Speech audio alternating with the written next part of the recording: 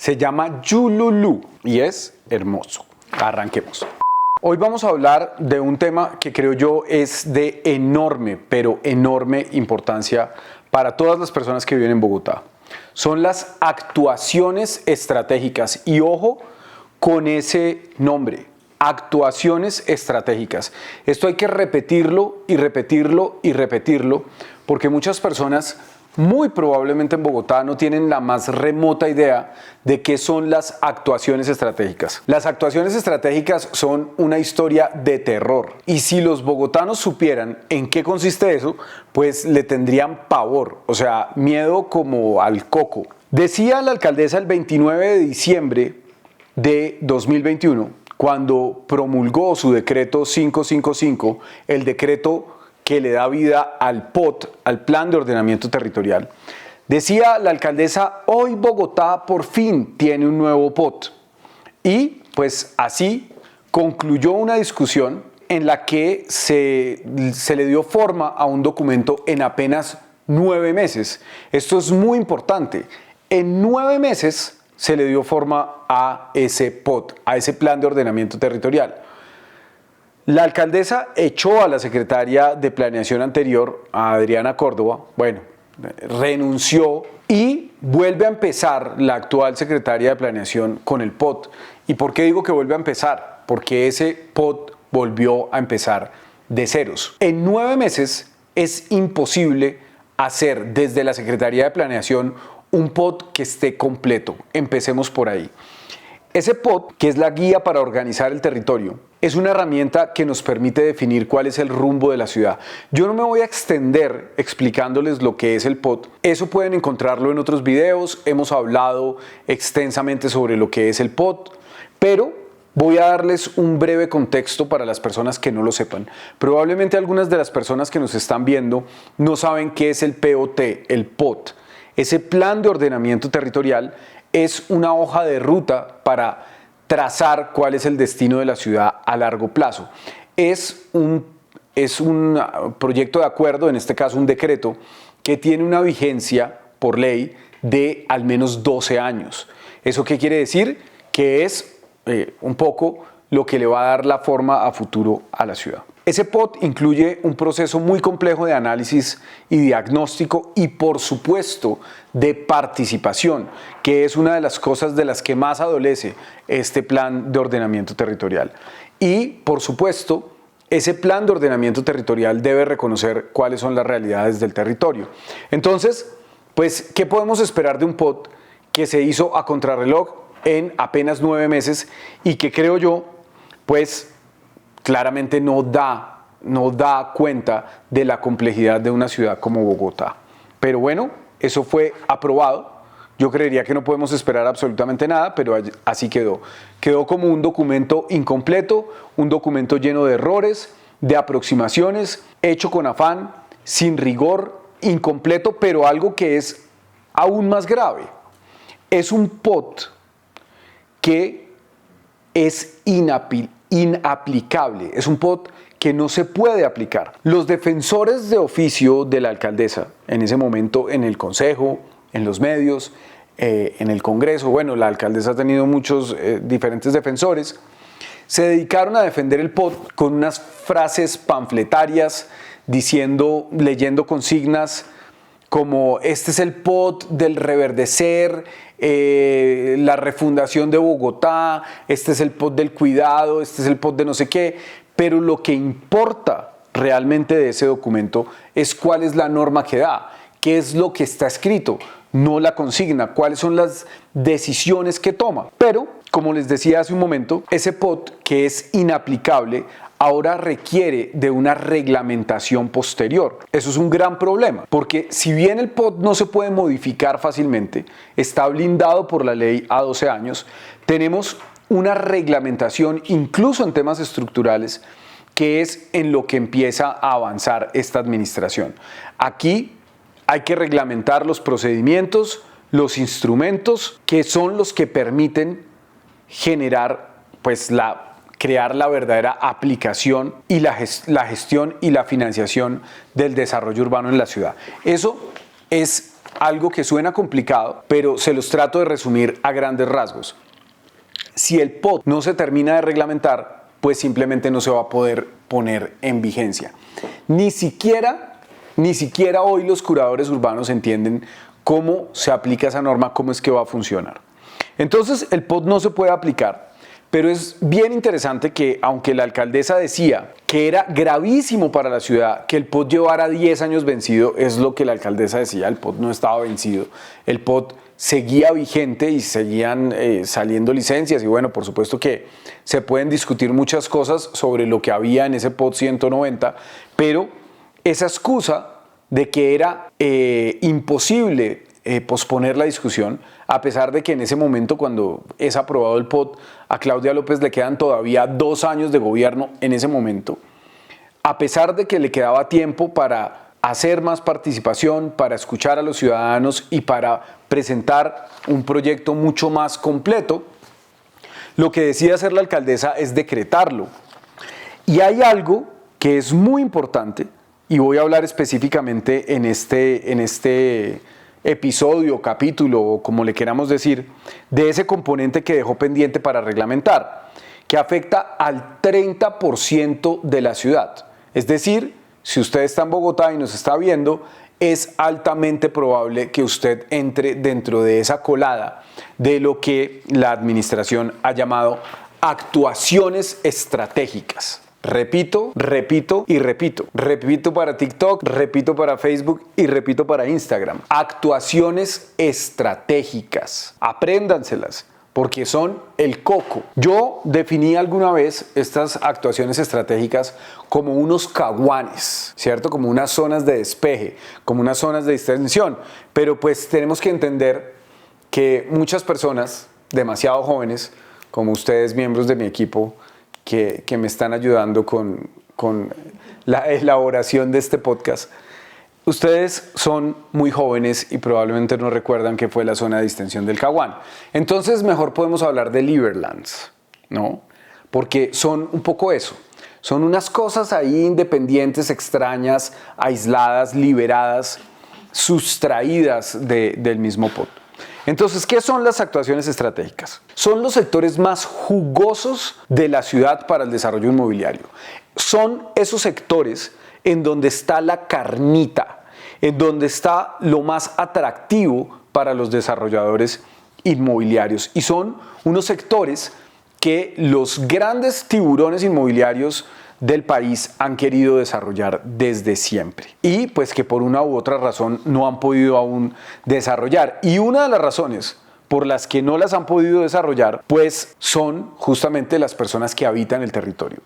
Las personas, en general los ciudadanos y mucho más los ciudadanos organizados, se convierten en un obstáculo para el apetito inmobiliario, para la gentrificación, para la especulación inmobiliaria y pues bueno, aquí dentro de esto también hay unos planes de Peñalosa que pues esta es otra gran discusión.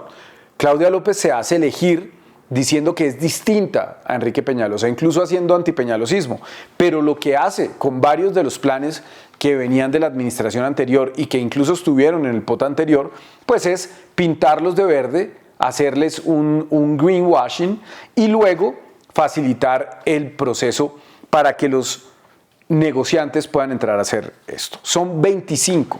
Las actuaciones estratégicas son 25 zonas que son las más jugosas de la ciudad y les voy a contar en este momento cuáles son. La primera, Lagos de Torca. Lagos de Torca es exactamente lo mismo de Peñalosa. El Nodo Toberín, la ciudad educativa y del cuidado. Claudia López es estupenda poniendo nombres, eso nadie lo va a discutir. Teleport Santa Fe, la quinta, el Polo Cultural se llama, la del Polo. Obviamente podría llamarse solo Polo, pero se llama Polo Cultural. Pieza Río Negro, ferias. Distrito Aeroportuario Engativá, Distrito Aeroportuario Fontibón. Estos son los dos lados del aeropuerto El Dorado. El lado que queda hacia Engativá, donde está el barrio El Muelle, hacia el lado de Álamos, y el otro lado, el que está hacia Fontibón. Campín 7 de agosto, Chapinero Verde e Inteligente. Buen nombre, ¿no? Chapinero Verde e Inteligente. Plaza Reencuentro, zona industrial Cibo, Montevideo, Eje Tintal, Porvenir, Chuco a la Vaca, Metro Kennedy, no se llama Transmilenio Kennedy, se llama Metro Kennedy, Fucha Metro, Sevillana, 20 de julio, Reverdecer del Sur.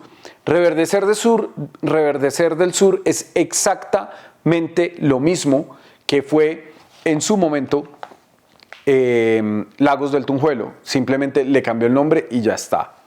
Borde Usme, calle 72, Eje Puente Aranda. Para utilizar las palabras de una subsecretaria de la administración que se le escapó en alguna reunión, en una comisión accidental del POT, las actuaciones estratégicas son un modelo de negocio. Eso son. Eso lo dijo una subsecretaria en el recinto una vez en una comisión accidental. Son un modelo de negocio y eso son. No son nada más que eso. Son un modelo de negocio que ¿cómo se desarrolla? Se desarrolla a puerta cerrada. Antes de la suspensión del POT, el POT estuvo suspendido un tiempo en el 2022, se le escapó por error a la Secretaría de Planeación. La Secretaría de Planeación pues hace un trabajo, creo yo, bastante profesional, es una mujer muy técnica, muy preparada, pero claramente del lado de los negocios, de lo inmobiliario. Ella viene de Pro Bogotá y se le escapa por error decir que estaban teniendo unas mesas focales, unas reuniones que llamaron mesas focales de las actuaciones estratégicas. Y entonces, ¿qué dicen? Que a esas reuniones se buscó invitar a actores para que se sumaran al proceso de formulación de esas actuaciones estratégicas. Pero resulta que las convocatorias a esas mesas no aparecieron en ninguna parte. No aparecieron ni en la Secretaría, ni en la página de la Secretaría, ni aparecieron en la página de la alcaldía, ni aparecieron en esas extensas giras de medios que hace la alcaldesa para comunicar cualquier cosa. Si en Bogotá se tapa un hueco o se inaugura un semáforo, perfectamente podemos ver a Claudia López llamando a la BBC, a NBC, a Fox, a quien sea para que venga a cubrir eso. Pero cuando se hacen este tipo de convocatorias que deberían hacerse hacia los ciudadanos, ahí sí ya no aparece el músculo mediático porque lo querían hacer a escondidas, lo querían hacer de manera subrepticia.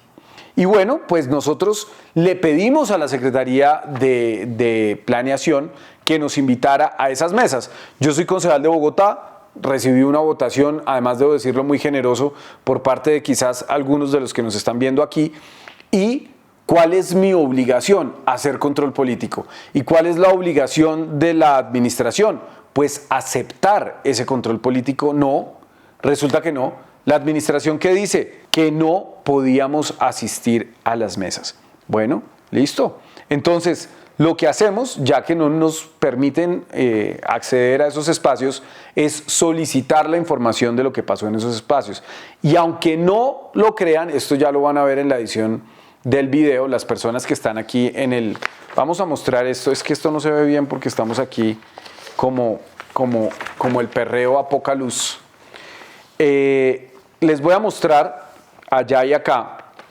De pronto lo alcanzan a ver. ¿Cómo se ve ahí? Ahí se alcanza a ver un poquito. Estos son las planillas de asistencia.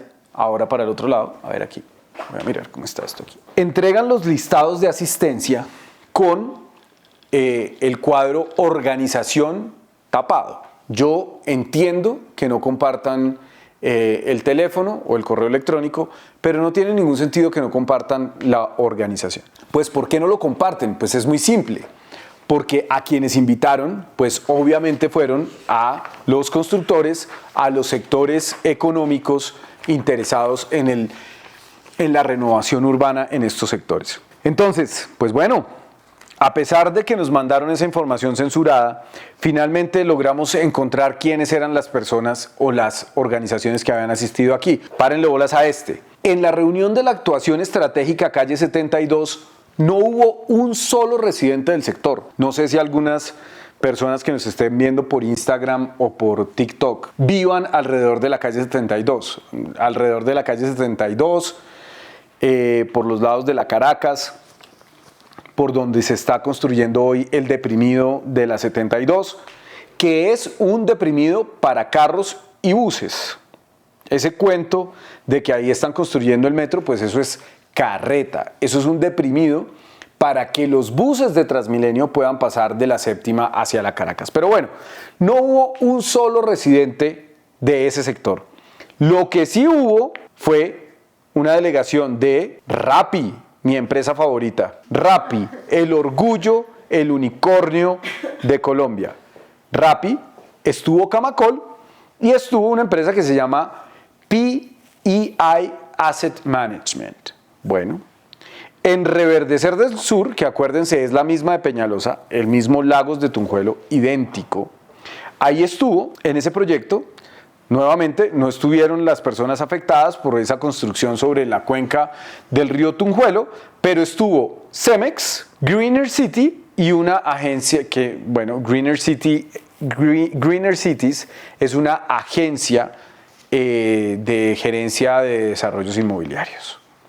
Y así, pues bueno, desde el 2021 encendimos las alarmas sobre lo que estaba pasando con este monstruo que crearon para, pues, buscar algo que es bastante claro cuando ustedes analizan cuál es la estructura de estas actuaciones estratégicas, y es beneficiar los negocios de esos grandes desarrolladores. Pero la Secretaría de Planeación sigue tratando de sacar a toda marcha las resoluciones de directrices que le van a dar inicio a la formulación de esos grandes proyectos. Hablemos un segundo del derecho a la ciudad, que es un tema que a mí me parece muy importante. Voy a parar un segundo para tomar agua.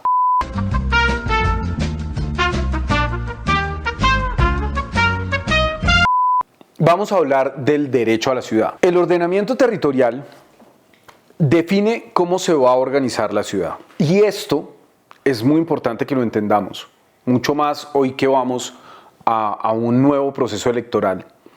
Eso es una decisión que es eminentemente política. Es eminentemente política. Esas decisiones que definen cómo se va a ordenar nuestro territorio, la ciudad que habitamos, son decisiones que se dan indudablemente como actuaciones del poder.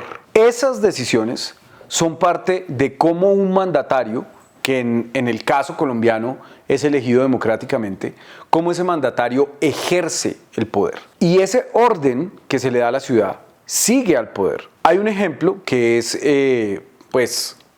un ejemplo clásico en temas de urbanismo, un ejemplo icónico, que es el Barón de Haussmann en París. París, ustedes lo saben, pues es una ciudad reconocida en todas partes del mundo como un ejemplo de urbanismo, es bellísima, es perfectamente homogénea en algunas zonas en cuanto a las alturas de los edificios, los estilos de los edificios, y eso tiene que ver con que es una ciudad que atraviesa por un proceso de renovación urbana extremadamente violento, que se da además dentro de una etapa de dictadura.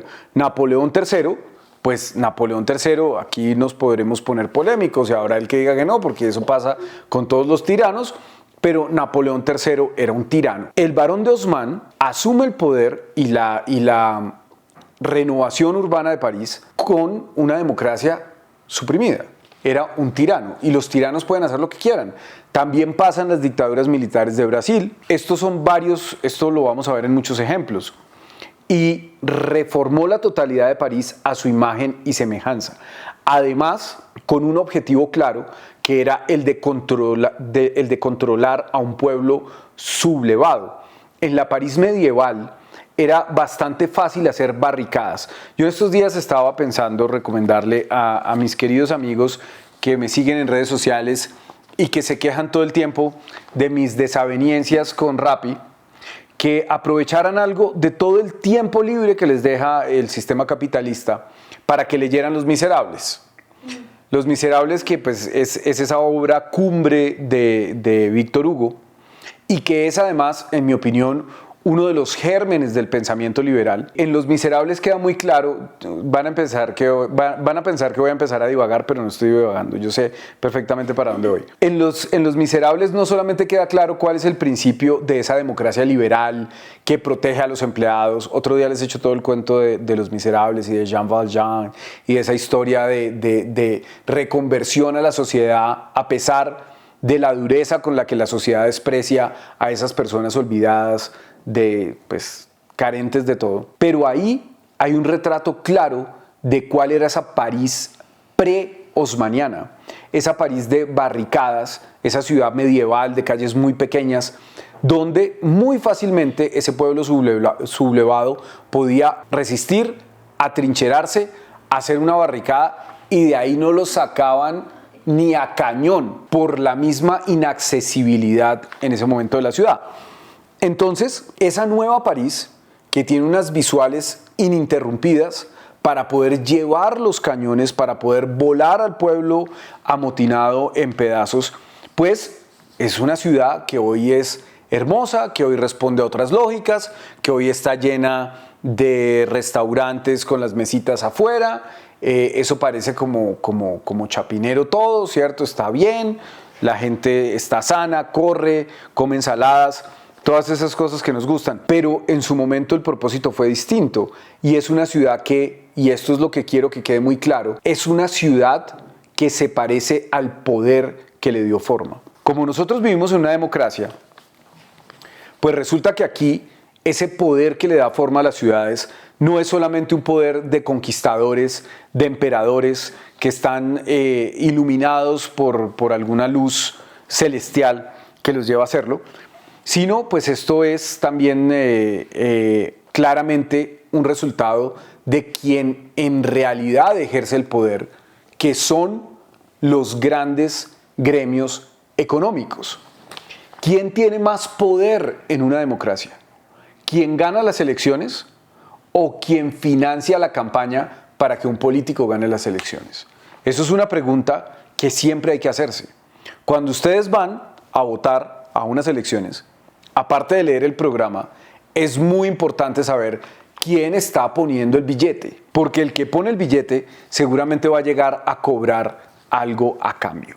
Y bueno, pues tenemos un ejemplo en la historia relativamente reciente de las ciudades, que es el de Nueva York. También una ciudad, pues creo yo, aspiracional. Muchas personas pueden querer vivir en esa Nueva York de las películas y de las series y de Succession, no sé, de cualquiera de estas series donde se retrata esa gran capital del poder, del dinero y del capitalismo. Pues hay un personaje que se llamó Robert Moses. Robert Moses es la encarnación de ese tecnócrata modernista que quiere echar abajo la ciudad, que con total arrogancia le pasa por encima a las comunidades y que imponía su voluntad sobre los ciudadanos, que tenían que terminar arrodillados a las peticiones del mercado. Nosotros aquí tuvimos un Robert Mousitos, que pues es Enrique Peñalosa sin duda alguna, y que quería echar abajo todo, urbanizar 3 reservas ambientales, meter Transmilenio por los corredores férreos, y si algo no han querido hacer es permitir la participación de los ciudadanos. Y por eso pues nosotros, desde algunos sectores progresistas, sectores abiertamente de izquierdas y demás, pues nos acogemos a muchos planteamientos que han hecho distintos autores, distintas luchas políticas, en fin. No voy a ahondar demasiado en esos detalles sobre autores y otras cosas, pero hay un filósofo francés, creo yo clave en esta discusión, que es Henri Lefebvre, que en 1968, fíjense ustedes lo importante de esa fecha, otro día hablamos sobre qué pasó con las luchas del mayo del 68, si fueron o no un detonante de alguna manera de la consolidación de la democracia liberal, pero escribe El derecho a la ciudad. Plantea el derecho a la ciudad como una apuesta para reafirmar que la ciudad efectivamente sea un espacio social en donde cada uno de los habitantes tiene derecho al goce de ese espacio que habita, y no solamente pues esos que pueden pagar. Es una manera de reafirmar esa ciudadanía, de expresarla y de ejercerla a plenitud, que es algo que sin duda en Bogotá no se puede hacer. Si ustedes tienen el privilegio de vivir como pues yo vivo en el centro de la ciudad, o quienes viven en Rosales, lo que Claudia López llama la jaula de oro, o quienes viven en Teusaquillo, seguramente ustedes pueden hacer un gozo efectivo de la ciudad, y eso porque todos en Bogotá tienen miedo. Todos, absolutamente todos, incluso los que están en la jaula de oro, como le dice Claudia López. Es una ciudad que vive con miedo y es una ciudad donde claramente no se puede ejercer ese derecho a la ciudad. Pero bueno, voy a ir avanzando porque esto nos va a ir quedando muy largo. ¿Cuánto tiempo llevamos? Como 25 minutos. 25 minutos. Bueno, voy a ir acelerando porque la idea era hacerlo en menos de 30 minutos, pero pues aquí siempre pasa lo mismo. Esa responsabilidad del derecho a la ciudad no recae sobre los ciudadanos.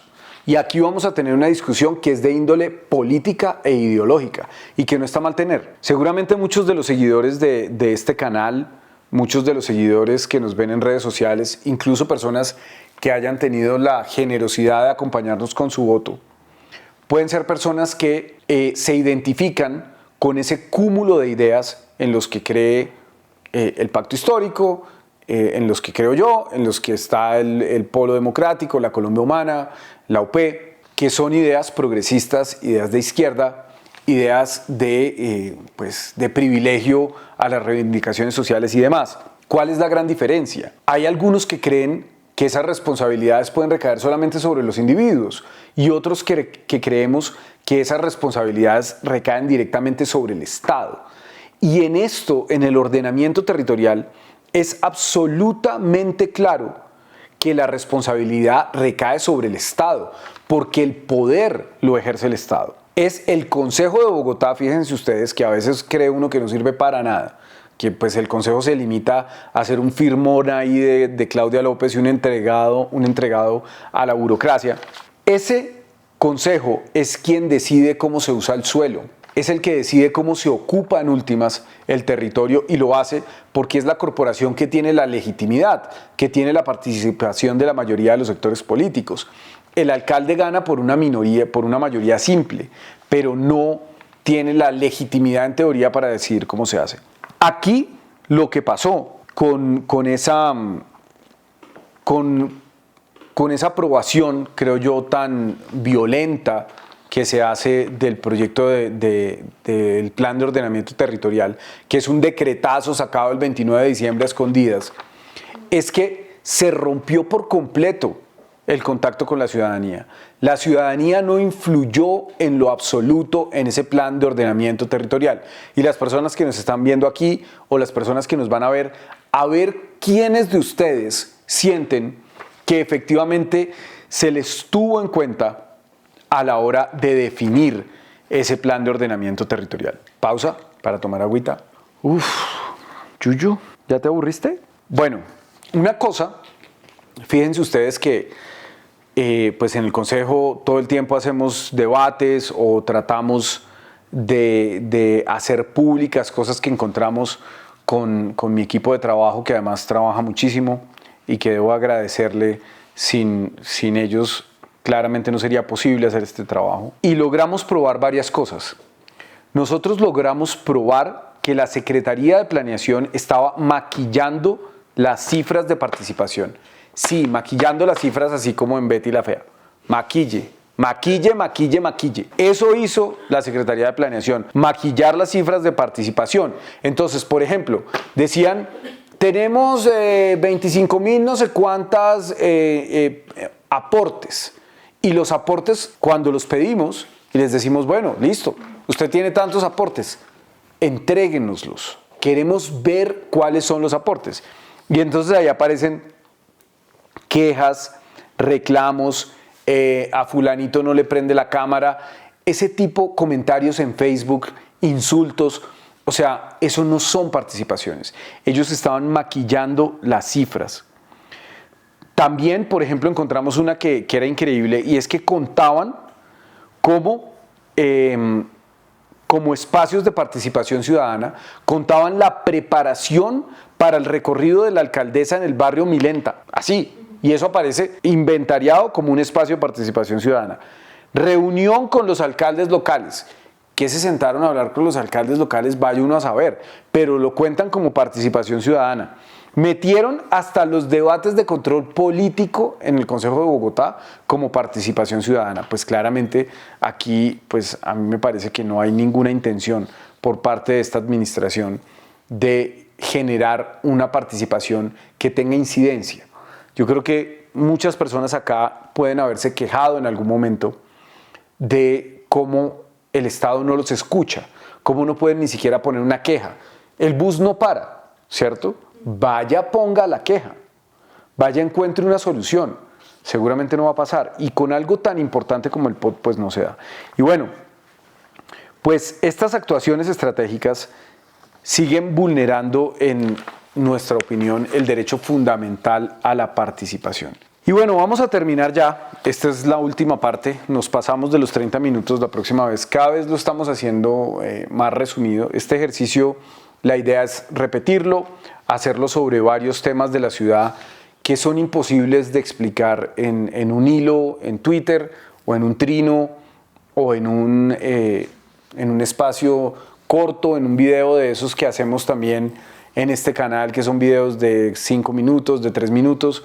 Este tipo de problemas hay que explicarlos a profundidad. Entonces, pues bueno, ya es muy tarde para hablar del POT. El POT está aprobado, como les decía hace un momento, eso solo se puede detener por la vía jurídica. La alcaldesa fue absolutamente sorda a los legítimos reclamos que hizo la ciudadanía, pero en lo que sí estamos a tiempo es en la reglamentación de esas actuaciones estratégicas. Entonces, esas actuaciones estratégicas además generan una incertidumbre de índole jurídica, que es muy mala, incluso prometan lo que prometan, para los desarrolladores. ¿Por qué? Porque los constructores necesitan saber cuál es el posible escenario en un futuro próximo para planear sus inversiones. Este escenario que dan las actuaciones estratégicas es complicado. ¿Qué pasa si gana un alcalde que esté absolutamente en contra de lo que Claudia López acordó con los desarrolladores de las actuaciones estratégicas? Pues muy simple, se va todo para la porra, porque esas actuaciones estratégicas no están bajo el blindaje del POT. El POT no se puede cambiar, el próximo alcalde no puede modificar el POT a menos de que algo extraordinario ocurra, como una decisión de un juez. Pero lo que sí puede cambiar el próximo alcalde son los decretos. Un alcalde puede modificar los decretos, puede derogarlos y por lo tanto abre un escenario también de incertidumbre jurídica dentro de esas actuaciones estratégicas. Pero esto es tan descarado que incluso las delimitaciones mismas de las actuaciones estratégicas que ya se venían discutiendo han venido cambiando y eso es algo que se ha aprobado. Entonces, bueno, esas actuaciones estratégicas, los predios que están ahí están de cierta manera congelados, ¿no? En el futuro próximo, la alcaldía va a emitir una norma que es atractiva para los desarrolladores, que va seguramente a aumentar el valor de ese predio, y eso lo hacen sin que beneficie realmente a los dueños de esos predios, que son los moradores, que son las personas que hoy están ahí. Uno de los problemas más graves que tiene hoy Bogotá es la gentrificación. ¿Y esto qué quiere decir? Que si ustedes viven en un barrio, mayoritariamente en los barrios de casas, aunque ya hemos visto conjuntos residenciales destruidos por el apetito de los constructores, la gentrificación, porque es uno de los mayores problemas que tiene Bogotá hoy y que tienen los residentes de Bogotá, las personas que viven acá y las personas que pueden tener la fortuna, no todos la tienen, de ser dueños de un predio. Si ustedes viven en un barrio de casas, en donde sea, están amenazados. Están amenazados. Si una tía de ustedes tiene una casa, ¿en dónde tiene la tía la casa? Tiene la casa en Barrios Unidos, tiene la casa en Ciudad Montes, tiene la casa en El Batán. Donde sea que tenga la casa, la tía está amenazada. Está amenazada por el mercado, porque ustedes cogen, engloban dos predios de dos casas que que ni siquiera tienen que ser muy grandes, echan para arriba y eso es oro puro. Oro puro. Si el clan del Golfo en el proceso se desmoviliza y se convierte en Inmobiliaria Balcones del Golfo, va a ganar aún más dinero. No hay nada mejor que construir, que coger, englobar predios y empezar a vender apartamenticos diminutos de pésima calidad espacial, de pésimos acabados, a unos precios exorbitantes, que es como está funcionando hoy el mercado inmobiliario en Bogotá.